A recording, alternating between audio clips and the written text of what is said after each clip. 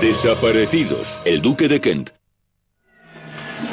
Acababa de dar la 1 de la tarde el 25 de agosto de 1942 cuando un hidroavión Sunderland despegó de las aguas de Cromarty Firth en Escocia con dirección a Islandia. Había 15 hombres a bordo, incluida la tripulación, y un pasajero muy importante, el Duque de Kent. El duque era el hermano menor del rey de Inglaterra, Jorge VI. A la 1:30 del vuelo de 1450 kilómetros, el Sunderland se sumergió en una densa nube. El piloto no podía fijar su posición. En tierra, un ganadero de ovejas y su hijo escucharon el zumbido del motor del avión. Miraron hacia arriba, pero no vieron nada a través de la niebla. De repente escucharon un impacto sordo seguido por un choque mucho más sonoro.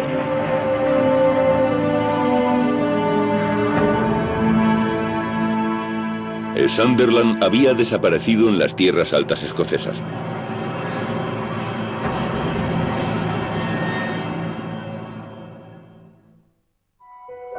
Jorge, el Duque de Kent, nació el 9 de octubre de 1902. Era el cuarto hijo de Jorge, príncipe de Gales, coronado rey en 1910.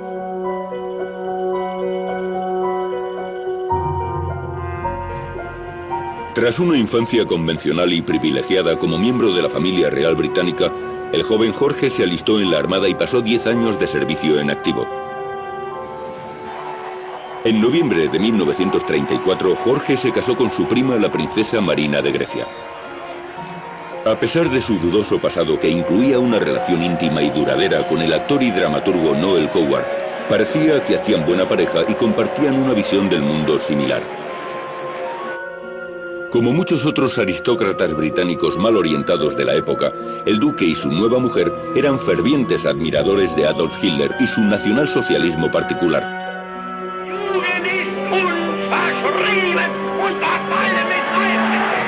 Tras la Revolución Rusa de 1917 y el asesinato brutal del zar Nicolás II y su familia al año siguiente, las clases dirigentes temían que el comunismo se extendiese por Europa.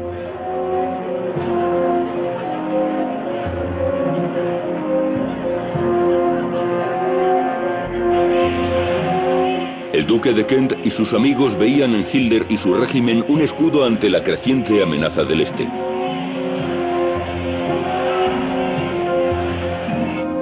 Se opuso a la visión de Winston Churchill de que la expansión militar alemana sería un desastre para Europa, y consideraba que este político tan directo era un belicista. El duque consideraba que era posible una relación pacífica entre Gran Bretaña y Alemania.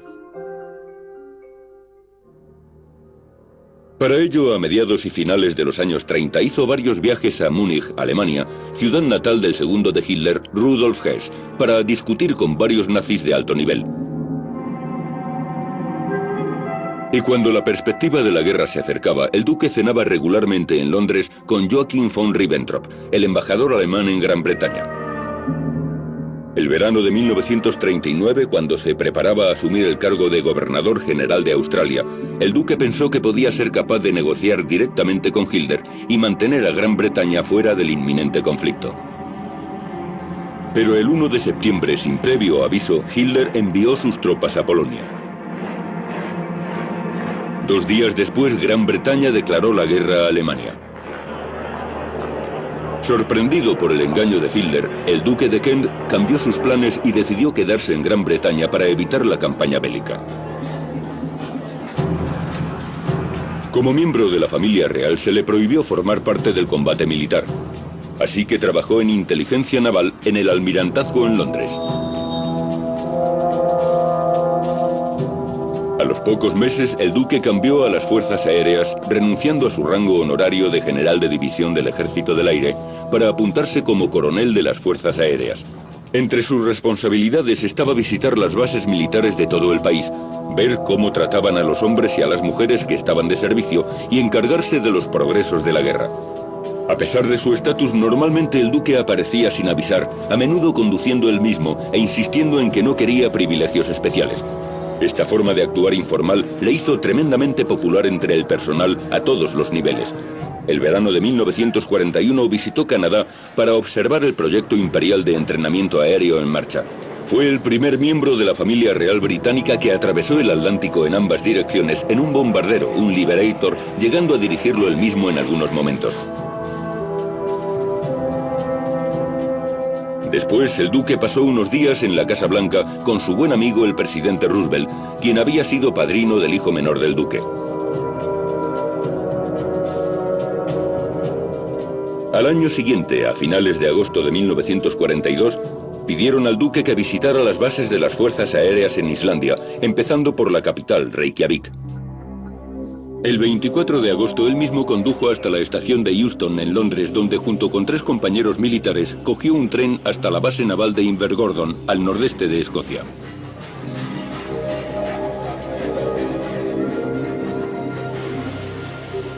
Desde allí el duque planeaba subir a bordo de un hidroavión Sunderland para recorrer los 1450 kilómetros hasta Islandia. El capitán y piloto principal del avión sería el teniente de aviación Frank Gojan, australiano. Al haber pasado los 2 primeros años de la guerra patrullando el Atlántico y el Mediterráneo, era un oficial altamente experimentado. La tripulación de Gojan durante el vuelo de 7 horas incluiría a un segundo piloto, 2 operadores de radio, 3 artilleros y un oficial de derrota. Por razones de seguridad, a ninguno de ellos se les dijo hasta la noche del 24 de agosto que llevarían a un importante miembro de la familia real británica.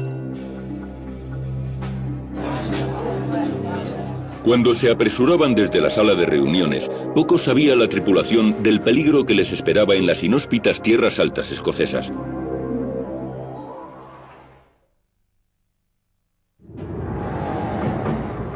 Poco antes de la 1 de la tarde, el martes 25 de agosto de 1942, el duque de Kent y su partida llegaron hasta el hidroavión Sunderland, junto a Invergordon, en Cromarty Firth. 15 personas subieron a bordo para volar a Islandia. Aunque llovía y el cielo estaba encapotado, nadie pensó que el tiempo fuese tan malo como para considerar posponer la misión. Por tanto, pasada la 1, los motores del Sunderland estaban a pleno rendimiento y el hidroavión comenzó su andadura. Se calculaba que el vuelo de 1450 kilómetros duraría 7 horas, pero como precaución había combustible para 12 horas. La ruta más directa exigía volar por tierra a la primera parte del viaje, pero eso significaba cruzar las tierras altas escocesas, donde los picos excedían los 900 metros de altura, demasiado para el cargado Sunderland. Por tanto, en vez de ello, el plan de vuelo era despegar de Cromarty Firth, introducirse en Moray Firth y bordear la costa 135 kilómetros dirección nordeste. Entonces girarían al noroeste atravesando Penland Firth y pondrían rumbo a Islandia. El resistente Sunderland de 4 motores podía alcanzar una velocidad de más de 320 kilómetros por hora e iba armado con un cañón, una ametralladora y una carga de profundidad. Como el avión era tan pesado, el despegue fue más largo de lo normal. Pero al fin, Gojan enderezó el avión en el aire, rozando la superficie del agua, hasta que alcanzaron la boca de Cromarty Firth y ascendieron unos 300 metros.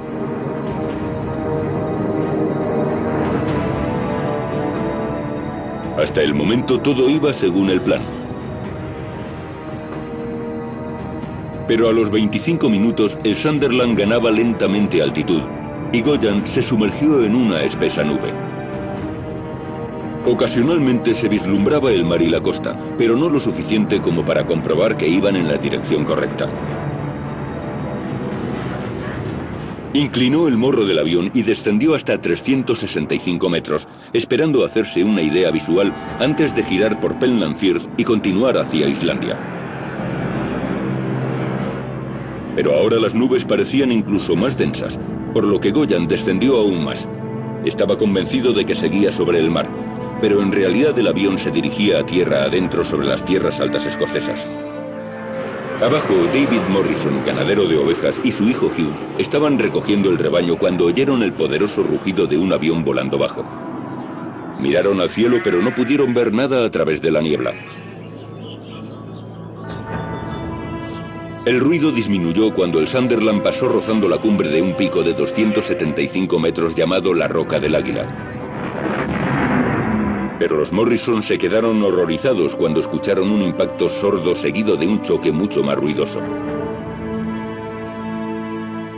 Hugh Morrison corrió colina abajo, saltó en su motocicleta y se dirigió al pueblo cercano de Berrydale para buscar ayuda.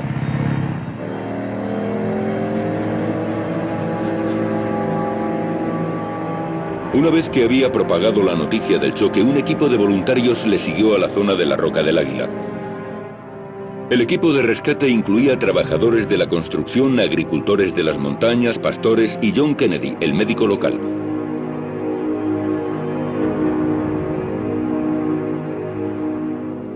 Pero ninguno halló ni rastro del avión.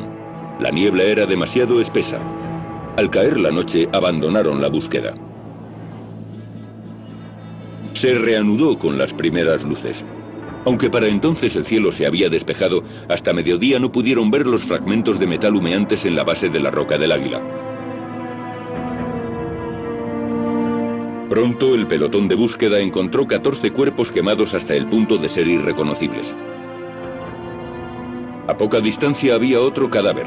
Sin embargo, aparte de un corte profundo en la cabeza, parecía como si estuviese dormido. El doctor Kennedy le reconoció inmediatamente. Era el duque de Kent. Los rescatadores pensaban que habían encontrado todos los cuerpos. No lo sabían, pero había un superviviente, el sargento Andrew Jack, el artillero de cola. Se había salvado del impacto principal al desprenderse la parte trasera del avión. Aunque estaba aturdido y gravemente quemado, Jack consiguió bajar la ladera desierta tambaleándose en busca de ayuda. Finalmente llegó hasta una casita donde le cuidaron hasta que llegaron las autoridades.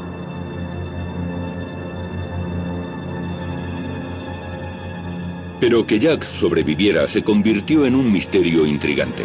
El Sunderland había despegado con 15 hombres a bordo, y 15 hombres, incluido el duque de Kent, fueron hallados muertos. Pero con la aparición de Jack son 16, por tanto, ¿quién era el pasajero de más y dónde y cuándo subió a bordo?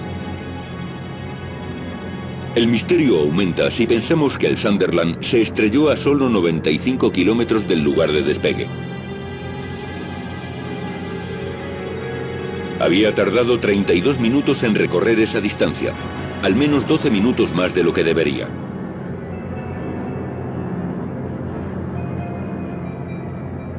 ¿Aterrizó el avión en el camino? Si es así, ¿dónde? Y lo más importante, ¿por qué? Cuando llegaron a Londres las noticias de que el duque de Kent había muerto en un accidente de avión en Escocia el 25 de agosto de 1942, hubo una gran consternación. El duque era el primer hijo de un rey británico que moría en servicio activo en 500 años. Una cortina de secretismo se cernió inmediatamente y la escena del accidente fue cercada. Se prohibió a la prensa que publicara otra cosa que no fuera una explicación sencilla de la tragedia. Una investigación oficial llevada a cabo al poco tiempo dio lugar a un breve informe que concluía que el avión del duque se estrelló porque el piloto se había desviado de su plan de vuelo original. Se había perdido entre las nubes bajas y dirigido hacia tierra elevada. El informe explicaba que el capitán Goyan probablemente y sin saberlo había dirigido el Sunderland tierra adentro por la costa de Berrydale y se había estrellado contra las montañas.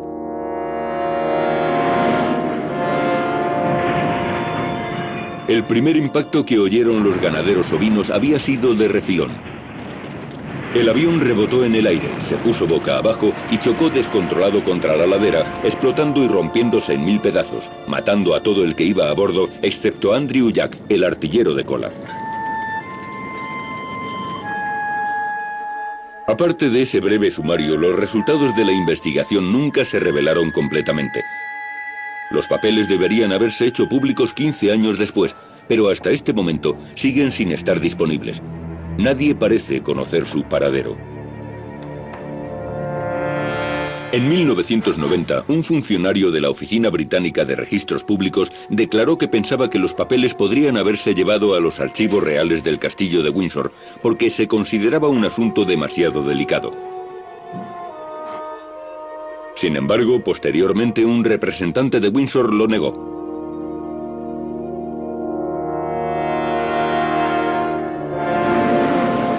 La versión oficial era que el choque fue producido por un error del piloto. En ese momento no parecía haber otra explicación lógica. Los investigadores no encontraban ningún problema con el avión en sí mismo. El estado de las hélices demostraba que los 4 motores estaban a pleno rendimiento cuando se derrumbó. Pero no todos estaban tan convencidos de que la culpa fuese del capitán Goyan. Era un piloto con mucha experiencia, competente y prudente. La única razón por la que podría haber cambiado la ruta del avión era porque se lo hubieran ordenado. Y nadie podía resolver el mayor misterio de todos. ¿Quién era la 16ª persona que había en el avión? La prensa solo informó de que había un superviviente, no dio ningún otro detalle.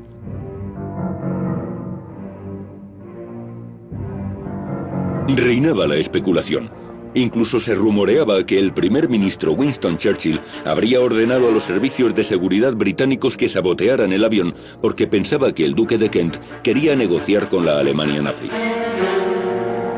Otra sugerencia polémica era que el duque había subido a bordo con varias cajas de champán y se había emborrachado completamente en el aire. Entonces habría insistido en tomar el mando y estrellado el avión.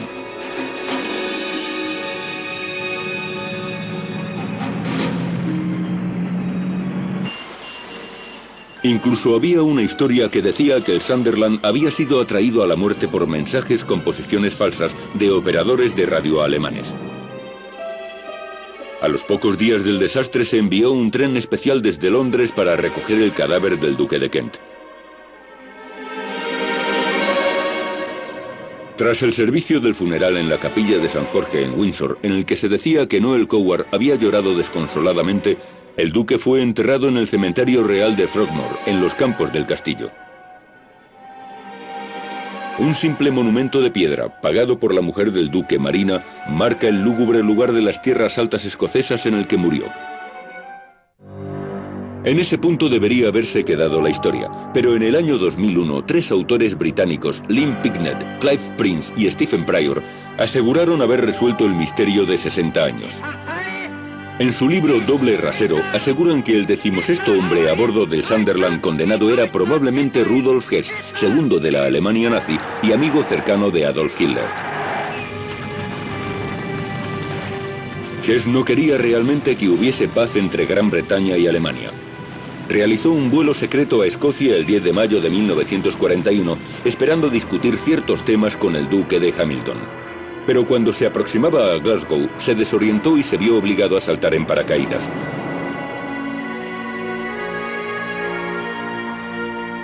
Hess trabajaba con la ilusión de que Hamilton, así como otros aristócratas británicos, pudieran influir en el resultado de la guerra. Creía que si el gobierno británico estaba preparado para permitir a Alemania dominar Europa y Rusia, entonces Alemania no tendría ninguna objeción en que Gran Bretaña mantuviese el control sobre su enorme imperio en el exterior. Se dice que Winston Churchill quedó sorprendido ante una propuesta tan vergonzosa, pero al mismo tiempo sabía que habría quien estuviera de acuerdo, entre ellos el hermano mayor de Jorge VI, el duque de Windsor, y su hermano pequeño, el duque de Kent. Pero Hess no llegó a ningún lado. No se reunió con nadie excepto con las tropas que le arrestaron cuando llegó, las autoridades policiales y el personal militar que le interrogó posteriormente. En vez de evitar la paz, Hess fue llevado a prisión. O tal vez no. Los autores, Picknett, Prince y Pryor, sugieren que Hess fue retenido en un escondrijo secreto en Escocia, mientras que un doble descerebrado ocupó su puesto en la celda de la prisión.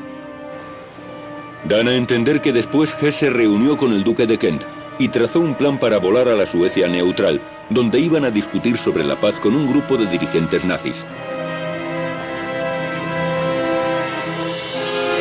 Así que al poco tiempo de abandonar Invergordon, el 25 de agosto de 1942, en lo que se suponía que era un vuelo rutinario a Islandia, supuestamente el Sunderland aterrizó de nuevo y recogió a Hess en un lago remoto. Esto encajaría con el hecho de que aparentemente el avión tardase 32 minutos en recorrer 95 kilómetros. El capitán Goyan no tendría ni idea de que se dirigían a Suecia hasta que el duque de Kent ordenara un repentino cambio de rumbo. Entonces sucedió el desastre y el avión se estrelló cuando el piloto se desorientó con las nubes bajas y voló a tierra alta pocos kilómetros tierra adentro. Aunque muchos consideran que la versión de los tres autores es convincente, al no haber ninguna prueba concreta, no deja de ser nada más que una teoría interesante. Aparte de decir que no recordaba nada del accidente, Andrew Jack se negó a hablar sobre el asunto hasta su muerte en 1978, por lo que su familia especulaba con que habría jurado mantener el secreto. Por tanto, a no ser que los papeles ocultos, que se sigue rumoreando que están en el castillo de Windsor, se hagan públicos, la verdad sobre la muerte del duque de Kent continuará siendo un misterio en los años venideros.